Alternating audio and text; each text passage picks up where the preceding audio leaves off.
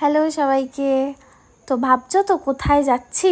তো না সেরকম কোথাও যাচ্ছি না। শনিবার আমি আমার বরের সাথে একটু ঘুরতে বেরিয়ে পড়েছিলাম।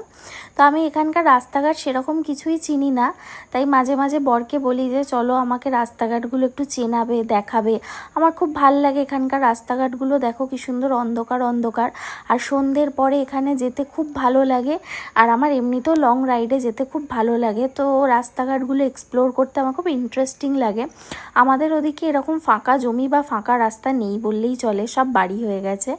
আর সেদিনকে যেহেতু শনিবার ছিল, তো আমরা মা রক্ষাময়ীর কাছে চলে এসেছিলাম নমস্কার করতে। তো আমরা সময় সুযোগ পেলেই মা রক্ষাময়ীর কাছে চলে যাই ধূপবাতি দিতে। আর সেদিনকে যেহেতু আমরা বাইরে খাবো, তো সেদিনকে আমরা ধূপবাতি দিইনি, জাস্ট মাকে নমস্কার করে আর প্রণামী বক্সে টাকা দিয়ে চলে এসেছিলাম। আর এই ক্যাফেটাতে খেতে চলে এসেছিলাম। আমার বর এখানে খুব মনোযোগ দিয়ে খাবার অর্ডার করছিল, খুব খিদেও পেয়েছিল। আর এখানে খাবার দেওয়ার আগে স্যালাড দিয়েছে, তাতেই আমার বর খাবার স্টার্ট করে দিয়েছে। তো তারপরে একে একে সব খাবার সার্ভ করলো, অ্যান্ড দেন আমরা খেয়ে তারপরে বাড়ি চলে এসেছি। এই যে আমার হোম সুইট হোম। তো চলো টাটা।